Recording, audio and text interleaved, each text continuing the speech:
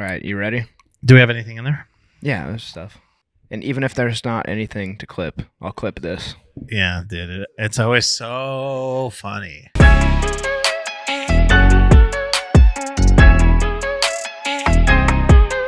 2, 1.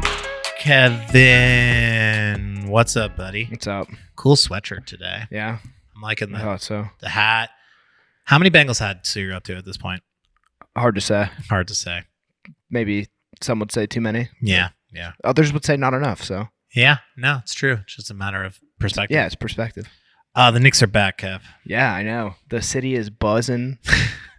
I haven't seen you on a Side Talk episode yet. What the fuck is up with that? I know, You're not making it to the Garden? I need to get out of the studio. Too and into tired? the streets. I know.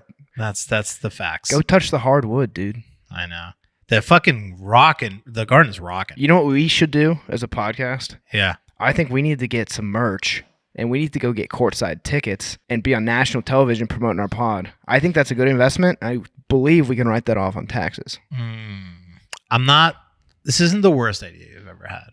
I think it plays. Do you see the people that are courtside? Yeah. A lot of famous It could be people. us. Yeah, it could be us. Not to mention the opportunity to bump elbows with Ben Stiller, get him on the pod. Yeah, and literally bump into Pete Davidson and he'll push you back. That was pretty funny. So for those that didn't see it, Pete Davidson was at the Knicks game. Obviously, celebrities are attending the Knicks games because we're fucking back and up 3-1 and cannot be stopped. No stopping, no be topping. And he was walking out of the stadium, and a bunch of kids were he was taking photos with a lot of people. And some older gentleman kind of puts his arm around him to take a photo with him. He didn't seem to like it too much, but he was okay with it. And then he takes more pictures, and then the guy comes back and puts his arm around them again. And Pete's like, and gives him a nice little shove. Maybe I defend Pete Davidson a lot on the show, but like, I don't think anyone online is mad at him for that. I think he has a right here. If someone touches you and you say, please do not touch me one time, and then they touch you again, I think it's fair for you to say, like, get out of my fucking space. Also, you get one photo. Yeah. That's all you get. Make it good. That's right. Don't zoom in. Yeah. Like, maybe take a video. Yeah. You get one opportunity to take a photo. Yeah. And if you miss it, you fucking miss it. And even then, like, you don't No have going to back. fucking grope up on people. You know what Yeah. I mean? Like, have some fucking decorum. This is New York. Yeah. Nobody you know? comes up and grabs you. Like, Yeah. Fuck out of here. Pretend like you've been here before. But like, he just seems like a creepy guy by himself and kind of just like unnecessarily getting handsy. Yeah. So don't do that. And listen, like Pete Davidson was taking pictures with like kids and trying to be a good dude for these like young adults who were fucking having a good time. And some old man is just getting all like you. At one point, it looked like he put his like sort of head on his shoulder. Just like getting way too close. Yeah, get that out of here. Yeah, get out of here. Also, get out of here, Dylan Brooks, trying to make it seem like the media is making you look like a villain. Like, Oh my god. I think you did that yourself. Bro. Yeah, my brother in Christ, you made the sandwich. Yeah. You are the villain. You made are the yourself villain. And now his ass is getting cooked.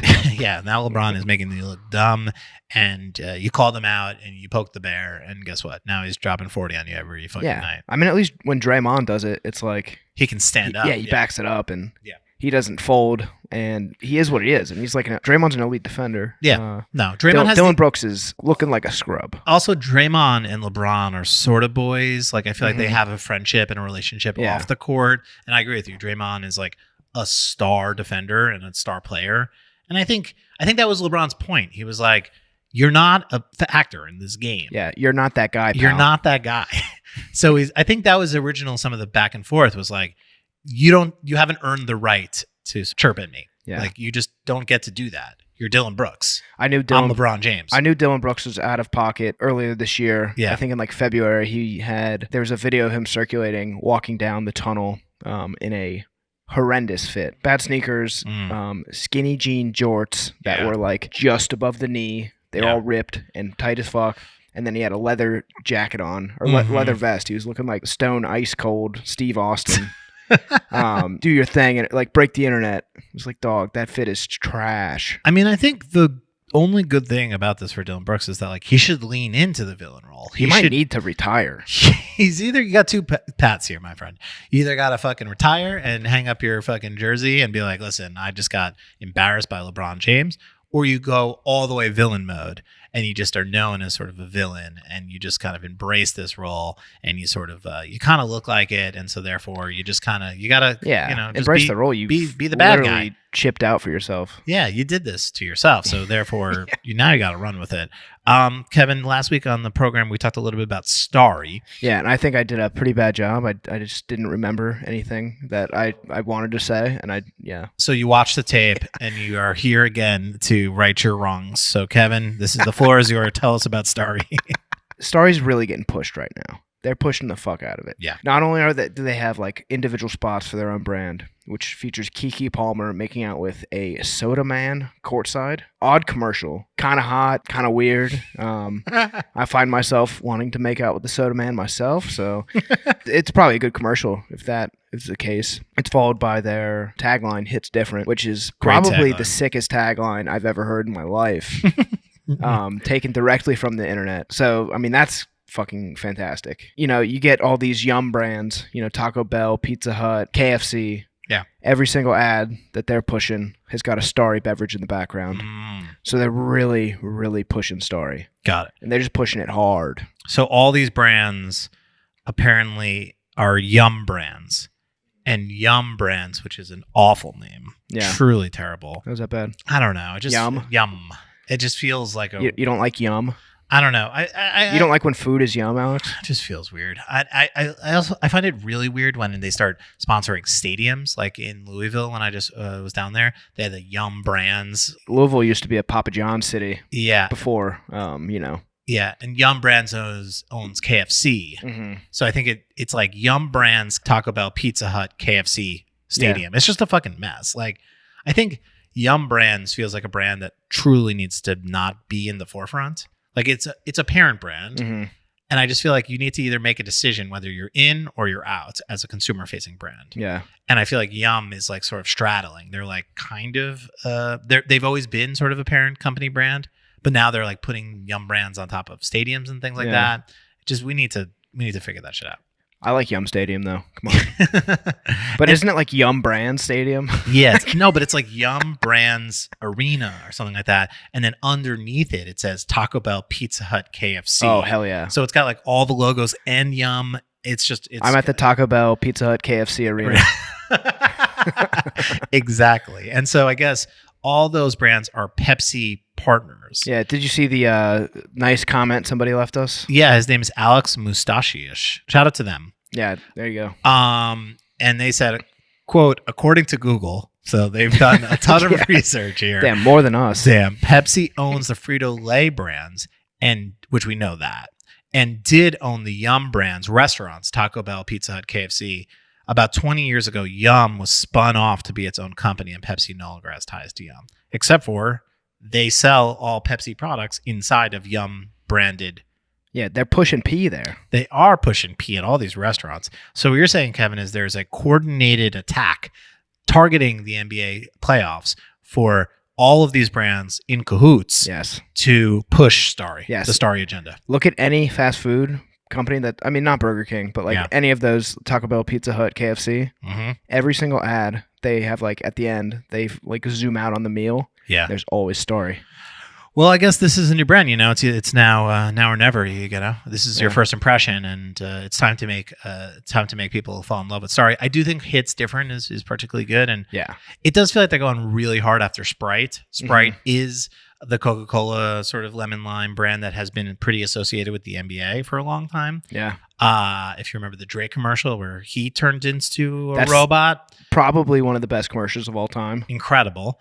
And in the Coke office, they have that costume thing They have that? Yeah, they have it at the office. It's sick. So this kind of reminds me of that, and it definitely feels like they are going. This is turf war. Mm-hmm. This is Pepsi putting all of its fucking sort of soldiers in line and being like, "We're going after Sprite.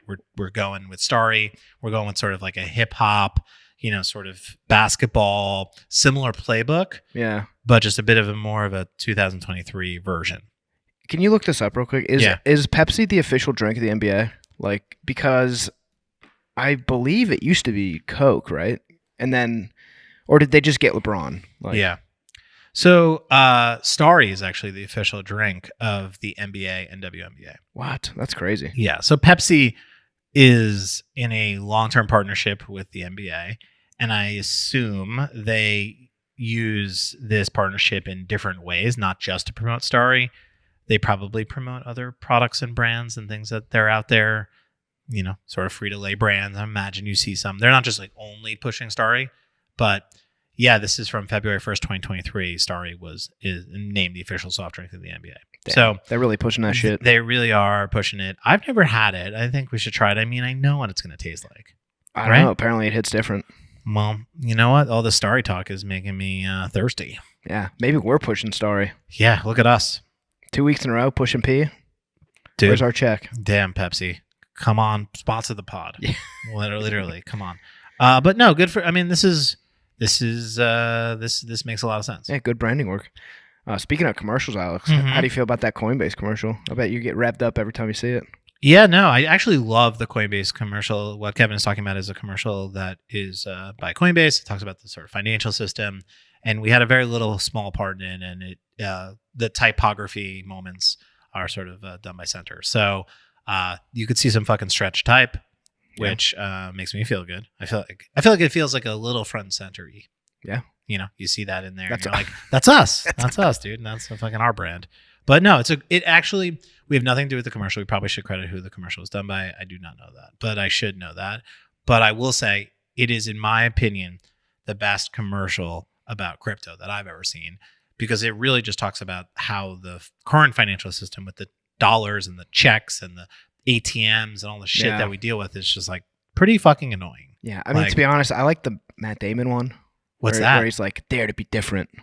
It's Really? for like crypto.com. They were hammering at the Super Bowl. Really? No, I don't really like it. It was just kind of funny. I like the one with Larry David. That one, remember that one? Where it's like he's never wrong. But I genuinely think, but he was. If I'm being serious for a second, I do think I've never totally understood crypto, and I've never totally understood its benefits. And someone said this to me, so I can't take full credit, but they were like, you don't have to understand how everything works. You don't use a microwave, right? Or you use Wi-Fi and you use a lot of things that you do not know how it works, but you know what the benefits are, right? Wow. So crypto, I don't need to know exactly how blockchain technology works. All I need to know is that I can transfer my money instantly, and I can sort of do it without sort of paying as much as I would for an ATM transfer or an ACH transfer. And this segment has been brought to you by Coinbase. Wow. Crypto. Works for me. Get your fucking Bitcoins and your Dogecoins. Can I get paid in crypto? What's up with that? Unfortunately, I have no way of paying you in crypto. Damn. At this moment. That's not to say that can change in the future, Kev. Yeah. You know? I don't know. Well, I can look into this. Thanks. That'd be great. Wink, wink. I'm not going to look into it. Speaking of crypto and the internet, Elon Musk is back in the news because there is more drama over at Twitter. And this time it's in regards to the blue check marks. So if you remember a couple of months ago, we talked about Twitter Blue, which was Elon Musk's genius way to get people to pay $5 a month for a blue check. And to be honest, I think it was working. Mm-hmm. It's a little confusing because I do think there are definitely some people that have checks that you don't think of as deserving checks, I guess, whatever that means. But you're able to purchase a check. And then the idea was, then they ran into the issue where people are just pretending to be celebrities and all that kind of stuff. I guess they figured out a way to stop that, where people are impersonating other people. But now they have another issue where they were essentially going to strip all the blue checks from all the people that had them previously. Yeah, on 420. Epic move by Elon. Is that true? Yeah. Yeah. So a lot of the celebrities that had blue checks, most notably LeBron and Stephen King and William Shatner, were all essentially like, fuck you, we're not going to pay for this shit.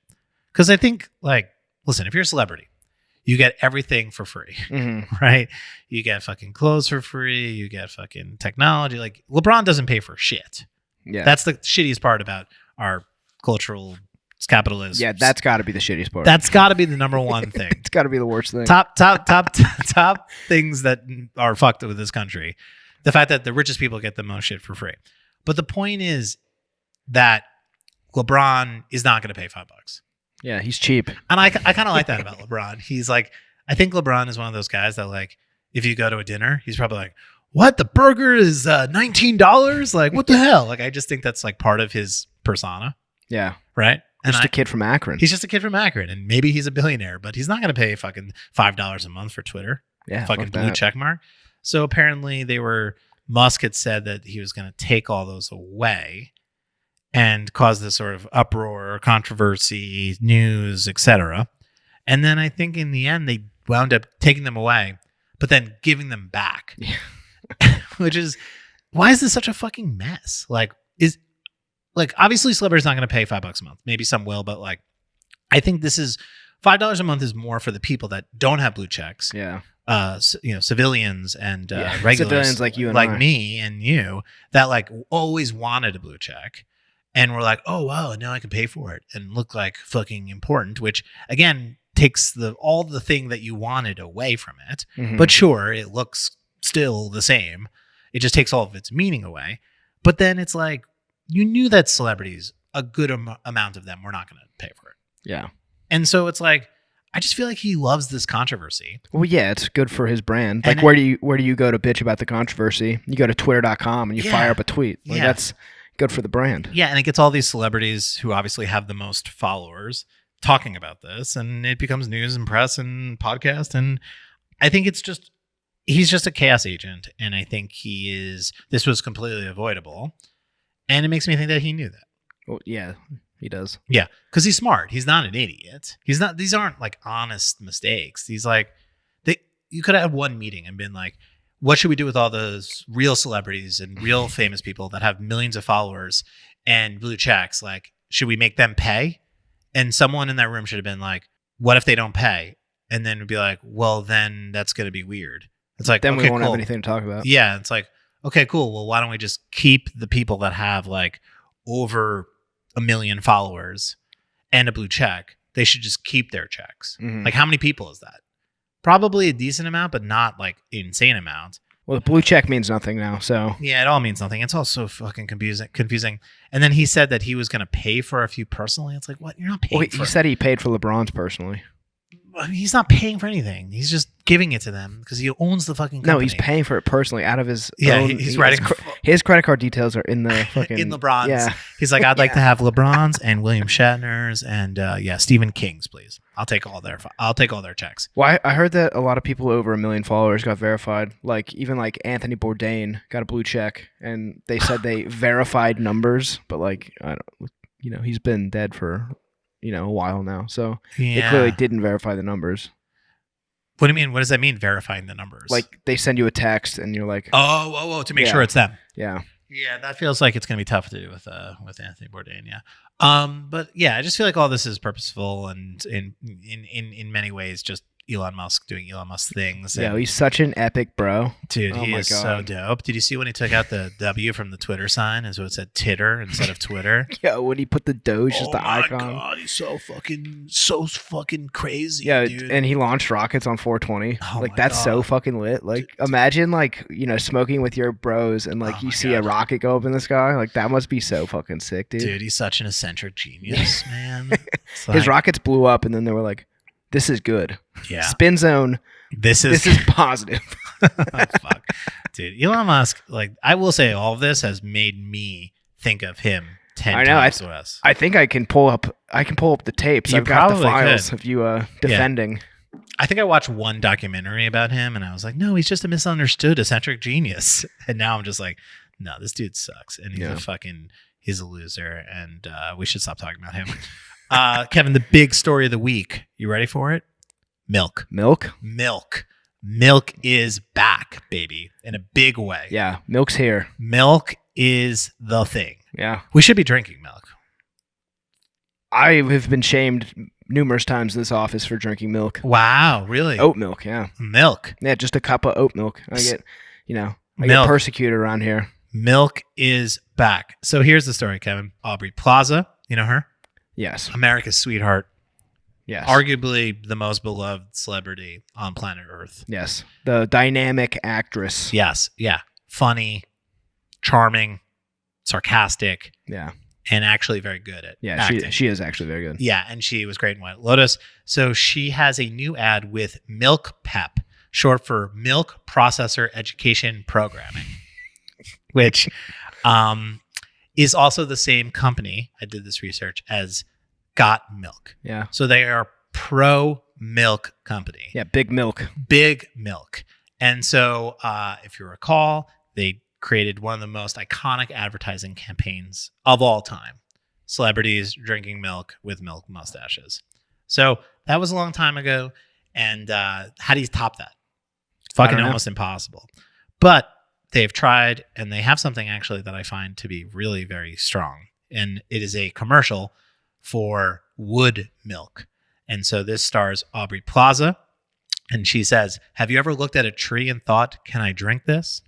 And it is a commercial of her sort of walking through wood milk orchards and talking about how a new type of artisanal milk that you'll want to drink for the rest of your life because she said so and because it's made of milk. So this milk is made of milk. This milk is made of wood.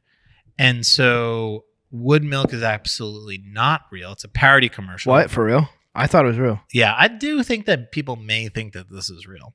Yeah, I mean, I did. Because you can make milk from seemingly amazing and bizarre things. Yeah, soy, almond, peanut, lupin, cow pea, which, what the fuck is that? You know, that's a little sus. So taking pea and making it into milk. Almond, coconut, hazelnut, pistachio, walnut, sesame, flax, hemp, sunflower, quinoa. All that shit can be turned into milk. Can we take a second to appreciate Kevin for bringing a list of things you can make milk from to the pod? Yeah. Whoa. There's probably more. Wow, that was incredible. But yes, so they created a commercial that is parodying all that. The fact that you can make milk from almost anything. And to be honest, it is believable, which is why the best sort of parody skits work for me. It's like, is this real? Is this fake? Oh, it's definitely a joke. And it's culturally relevant. Obviously, everyone is talking about sort of alternative milks. Alternative milks have completely taken over. I don't imagine they've taken quite a large share amount away from regular milk. And so they regular milk is shoot back. Yeah, they're fighting back. They're fighting fucking back. And so yeah, people are making milk out of anything these days. But there's only one real milk. That's Gale Chief Brand and Experience Officer Winston Binch. So Gale is the advertising agency who created this great ad. And to make the point in an entertaining way, we came up with our own absurd and fictional alt milk brand. Wood milk. I'm here for this. Honestly, it's funny. It makes a lot of sense. It almost feels like it's such an obvious idea. And I mean that in a sort of complimentary way, where it's like, it seems like just the perfect sense of comedy and sort of relevance and just humor in it. Yeah, it feels very SNL like. I've got wood, Alex. Can you milk me? Oh God. Apparently it looks like SNL because it was written by SNL writers, and so this is a job well done. I think Aubrey Plaza is obviously the perfect person to do this. I think halfway through the commercial, they admit that wood milk is not real, and then that's probably good. Yeah, which I think is smart. And then also she talks about like, what did she invest in? Yeah. Yeah. I thought that shirt she was wearing was fucking fire. The one that says "Got Wood." Yeah. Is that for sale? It better be. Yeah. No, it should be. And I think again, like it has the Got Milk ad at the end, so to tie it back to the old campaign. And yeah, I mean it's tough. It's a tough thing to do to sort of to reimagine an iconic campaign and do it in a way that feels new and fresh. And they've done that. It's great. Yeah. It's really, really smart and funny. Is this running on TV? You think? Yeah, it's got to be. Yeah.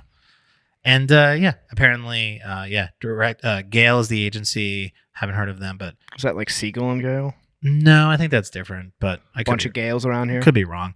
And directed by Hannah Levy and co-written by Neil Casey, both who are alums of SNL. So makes a lot of sense. It was well made. It was well done.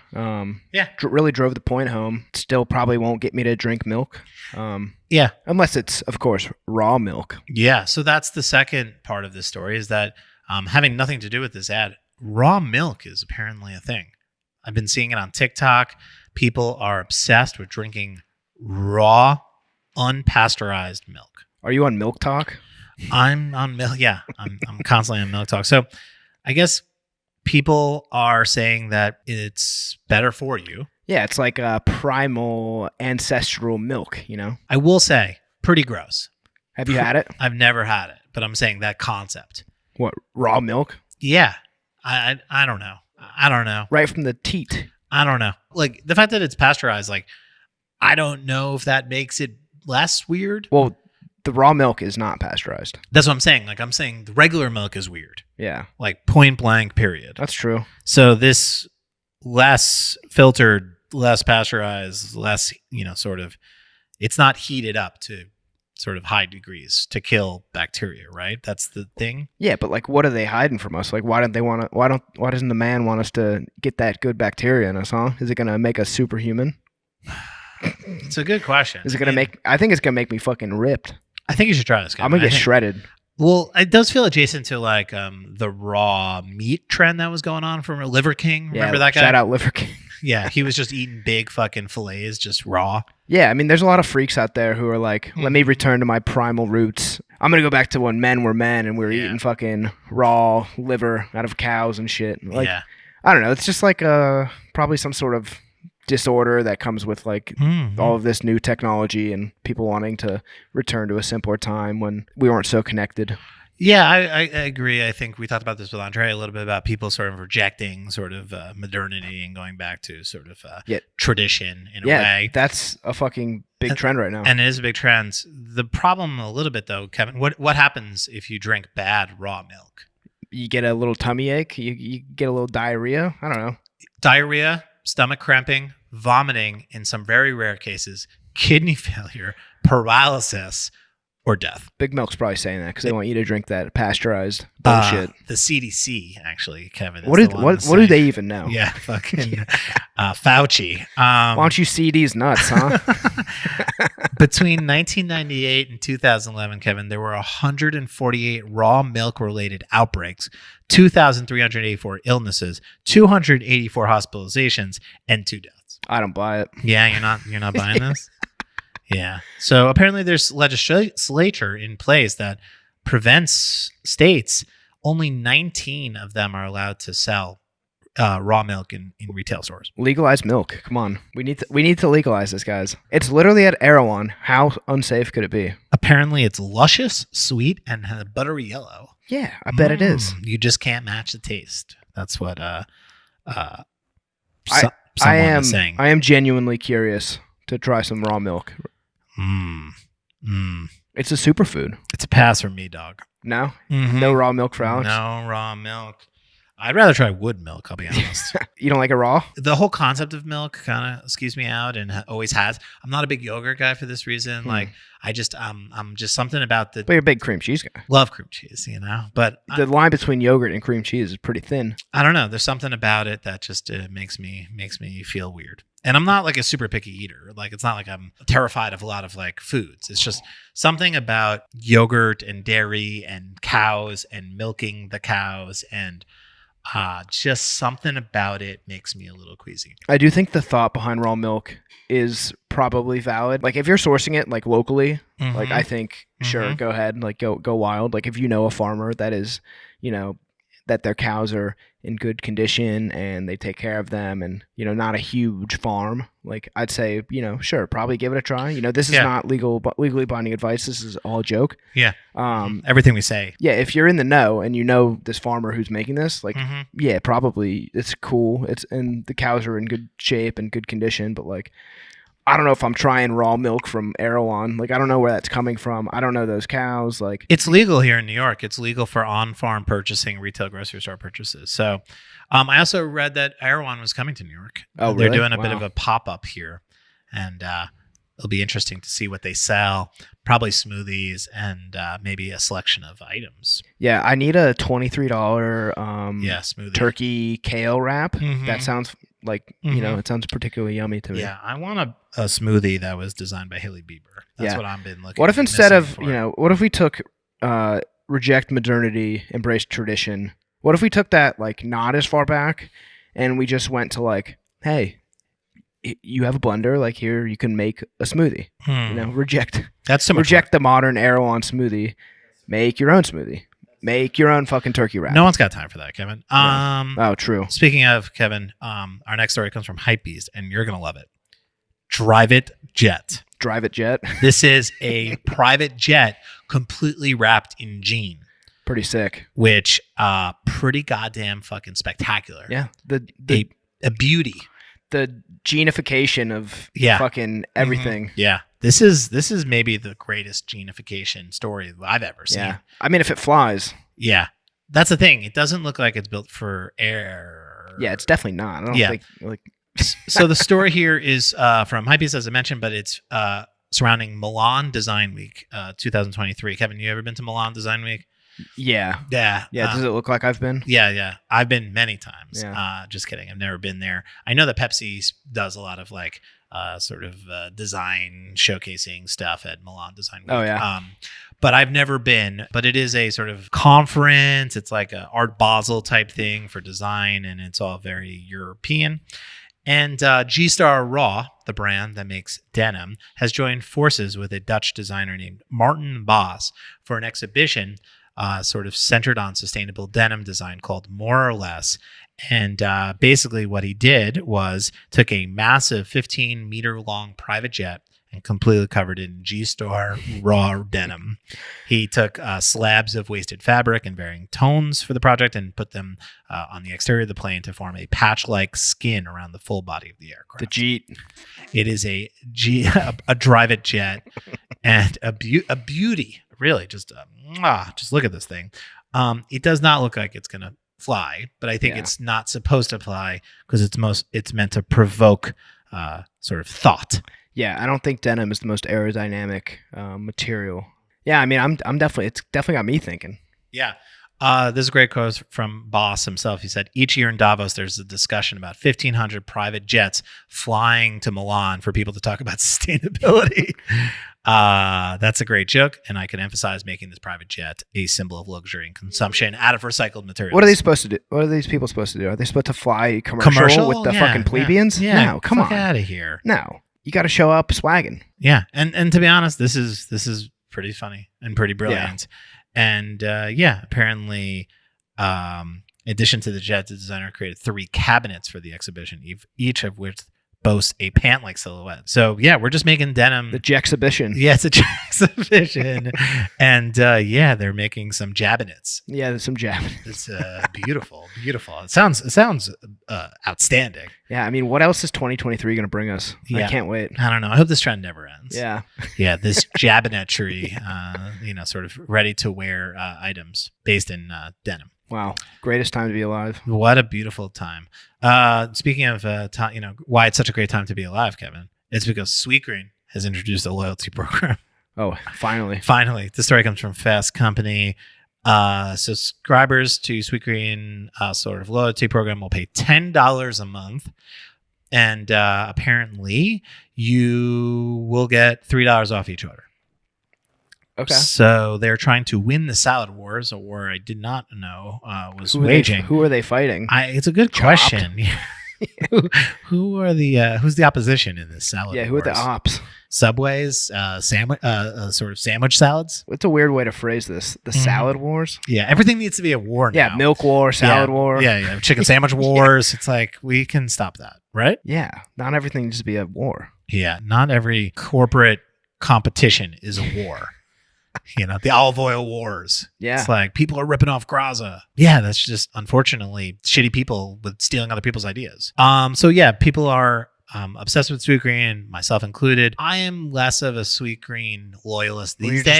You're not in the zone. I'm not in the zone, but in my prime, back in my sort of Coca-Cola days, I was a multiple sort of a salad a week consumer. And I've thought about this on the program, but they used to have a bit of a loyalty program. Mm-hmm. Wasn't a ton of money off, but it was, sort of as you sort of pass different thresholds, you would get sort of like free salads, which I did appreciate.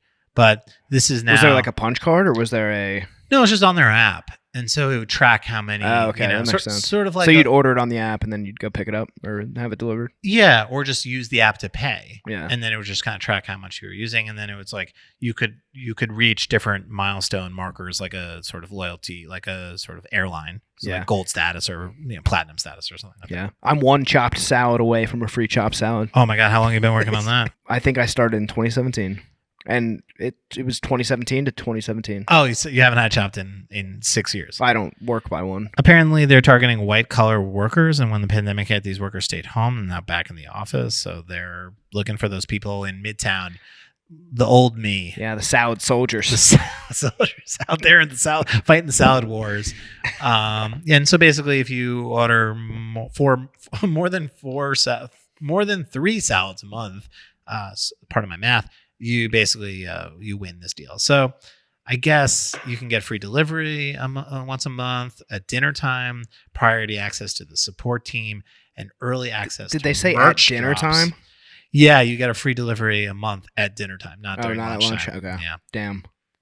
I mean, it's still valid. Yeah. I mean, this works. I mean, if you have a loyalty program and a brand that people are loyal to and passionate about, and salads are fire, like I don't see why this doesn't work for them. Yeah, and they're getting all those email addresses to sell to people. Yeah, early access to merch drops. Yeah. All the data. So they're calling this the Sweet Pass. Cool name, I guess. Yeah, apparently there's like rewards and challenges, and maybe you get some merch too. Yeah, no, they said that early access to merch drops. Oh, early access. So you got to pay for it. But you get to get that sweet Sweetgreen merchandise first. Beats don't kill my vibe. Yeah. I mean, listen, I love Sweetgreen. I haven't soured on them after all these years. And I think it's mostly because they have a tremendous product. That was a nice little pun you had there. They're sweet. Yeah, I know. Thank you. Yeah, real recognize real. I'm a professional podcaster. Yeah, I don't really have much to say about this, Kevin. Any thoughts? Are you going to join? No, it's just not. I'm not against it. It's just I don't think I'm eating that much Sweetgreen. The problem is with Sweetgreen, when you get it delivered, it winds up costing like $45 for a salad, and I just can't afford that kind of stuff these days. Like, honestly, it's more for that Midtown soldier, that guy that's like working in that office, back eating lunch, going, sort of got the khakis and the light blue button down, and they're the Patagonia vest. The Patagonia vest when it gets a little chilly, and they go hit the Sweetgreen and wait in that line, and it's worth it though. Listen, I've been out there, I've been that guy, and Sweetgreen salad lifts you up in the middle of the day. Yeah. It really does. It's a great salad and it's delicious. And listen, $3 off each order for $10 a month. Like, I'm a Seamless loyal subscriber, and you get free delivery. Oh, nice. On every order. And so I believe it's something similar, like $10 a month. So it's like, as long as I order more than 3 or so times a month, then I'm winning. I would love to see more loyalty programs come into effect. Yeah. Even as simple as like a little punch card. Yeah. I mean, coffee shops do it. Sandwich shops, I feel like, do it sometimes. They should. They need to be doing it more. Weed dealers. Weed dealers do it. Yeah. All the reputable businesses. Yeah, exactly. So, step up your loyalty program game, people, especially for shit that, like, I don't know, I'm trying to think of something that, like, brands or companies that I use a lot that, like, I wish had loyalty programs. Like Adobe. I also thought of Apple, but listen, we're not going to go there. Yeah, salute to all the salad soldiers out there doing the Lord's work. Get out there. Kevin, a couple more stories here. We got the Phillies AAA affiliate would become the Lehigh Valley Hoagies. Speaking of for one night only. Really? Oh, for it's only like night. An alternate. Oh, I believe this. The only reason why it's worth talking about is to put the visual in the fucking YouTube. The hat, as a hat man myself, the hat goes fucking so hard. It's got a fucking big ass hoagie on it. Yeah, and if you're looking for a cool hat, like, you should search minor league baseball teams. Like, you get a lot of really out there cool shit. Like, not as precious. You know? Yeah, they always have a bit of a cartoon energy, like a little bit different than the sort of professional mascots. You can tell. I've been on a big minor league baseball hat kick recently. If you're interested in hats, talk to Kevin. He knows too much. Yeah, I'll get you right. Last story comes from the dial line, Kevin. Heinz is heating up the condiment aisle with a new range of spicy ketchups. Are they heating it up? Is this hot? Do people want this? Yeah. Didn't they just do this with fucking Ed Sheeran? I was gonna say, well, the Ed Sheeran stuff was hot sauce, so that was confusing a little bit about. It came from Heinz, but it wasn't ketchup. They had a Ed Sheeran ketchup, and then they had an Ed Sheeran hot sauce, and so now this is a Heinz ketchup hot sauce. Yeah.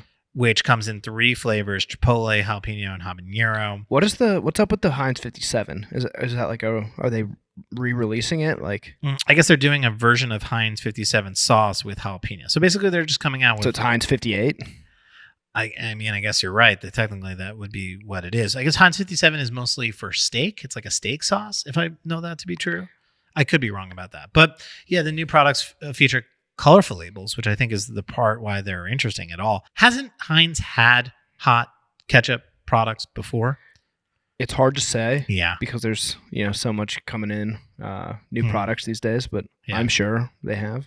This feels like something they're just kind of rebranding or just like bringing a bit of a more sort of modern, fun aesthetic to the packaging. It is kind of cool to see different colors used on the front of a Heinz bottle while maintaining the sort of iconic shape of everything. So I'm here for this.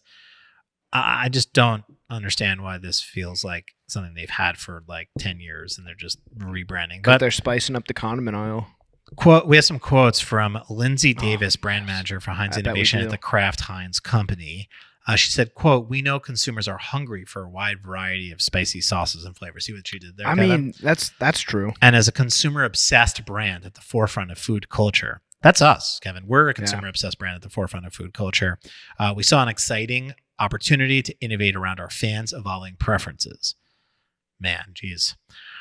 Some real knowledge and insights I know, there. They really do the most in these PR drops. Quote, "Listening to insights from our audience." How many people did you need to talk to know that people like spicy things? Like, this is a trend that maybe is 20 years old at this point.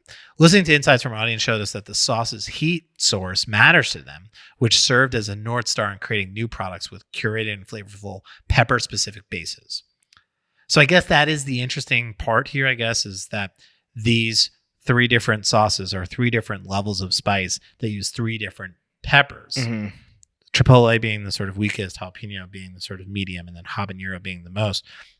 I like that they have a sort of meter on these things as well.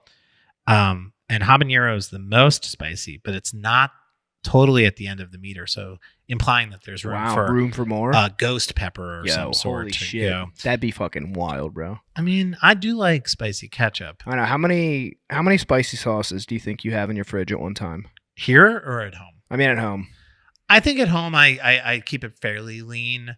Like, I'm talking maybe like 5 hot sauces at a time, 6 hot sauces at my fridge is glowing red. We have a whole like top, like, door a whole row on the door that's dedicated to hot sauces. It's crazy. There's a lot of shit in there. So one of my cousins, Pat, when I went to Louisville, he is a mushroom farmer. Yeah. And he sort of quit his job and now only grows mushrooms and supplies them to a lot of the sort of local businesses in Louisville, a lot of the farm-to-table restaurants. Yeah. His collection of hot sauce in his home is so legendary and so massive that he had a friend of his build him a custom cabinet. Wow. And we might have to put this, sort of in the show. Kevin, it's a wood cabinet that's sort of circular and sort of looks like a portal to like a sort of like a Game of Thrones or Lord of the Rings type thing. And you have to sort of open it up and it's glass in front. Wow. And it's got like 6 sort of levels of hot sauce. And he's just collecting, and he's got collections. He's got hot sauce from everywhere. Damn, a sauce connoisseur. He really is a fucking connoisseur. And it's one of the most beautiful things I've ever seen in my life. And the way that, he was like, we're having certain meals. He's like, he's like, I know what we need. Hot sauce sommelier. Totally. He's like, I know what we need for this. Damn. And I made a joke. We were having like a sort of blueberry dessert. And I was like, what hot sauce goes with this? He's like, hold on one second. He brought me out a blueberry-based hot sauce. I was like, God. I was only kidding, my man. But I did have to try it. But it's a dedication to hot sauce that I truly found sort of breathtaking. Wow. Yeah. Truly amazing. It's life goals. Yeah, it is the life goals to have a custom cabinet just with all your hot sauces. Beautiful stuff. Kevin, that's the show today. It's good to be back in sort of the seats that we sit in when we do these podcasts. We won't be in these seats for the next several weeks. Oh, that's right. I'm going to be traveling a little bit, so Kevin and I are going to be doing. I'm going to be traveling too. Oh yeah, we're both traveling. Sorry, it's not just me. Yeah. We are going to be doing some shows separate. Yeah, some remote shows. And I always like the remote show energy. It brings it a new variable. Yeah. Not that I don't like being here, but I do like sort of when we get out there. Who can forget the live from the Soho House episode we did that I recorded in a Soho House sort of balcony and then conference room, and one of the best pods we've ever done. So hopefully we can sort of rekindle that magic. Yeah, maybe go back to the Soho House. Are Yeah, you allowed back? Or are you permanently banned? They love when you do podcasts in front, in the middle of the sort of open. You should pod floor. from Erewhon. Yeah. I mean, listen, the possibilities are endless, but we'll see you guys next week. And thanks for watching the YouTubes. Yeah, YouTube's I think good. YouTube, sort of watching and numbers have been slowly. People subscribe. Listen, subscribe to the YouTube. Subscribe to the podcast. Subscribe to the Instagram. I got nothing else to subscribe to. Those are the three things that we do. I mean, and TikTok. We've been getting some good comments on YouTube as well. Like the New York City Department of whatever the tourism and attractions. They left a fucking essay on our video with Justin Genak when we talked about them. Yeah. What was it, positive? Was it negative? I couldn't tell. I didn't read it too long. I don't know. It was. Well, I read the whole thing. Get out there, get in the comments, and let us know what you think of the show. But only positive things. Yeah, TikTok's blowing up too. It is. Get in. Talking about Mrs. Met's ass and. With the TikToks, the Instagrams, the content's out there, and we do it for you guys because we love you. And Kevin got noticed in the street. Someone went up to Kevin and said, "Hey, big fan of the pod." Yeah, so it happened. If you see Kevin in the street, give him a little. Don't get too close to him though. Don't put your arm around him. Don't invade his personal space. But just give him a sort of subtle, tip of the cap and say, "Thank you for your service." Yeah, sure. Thank you. Peace.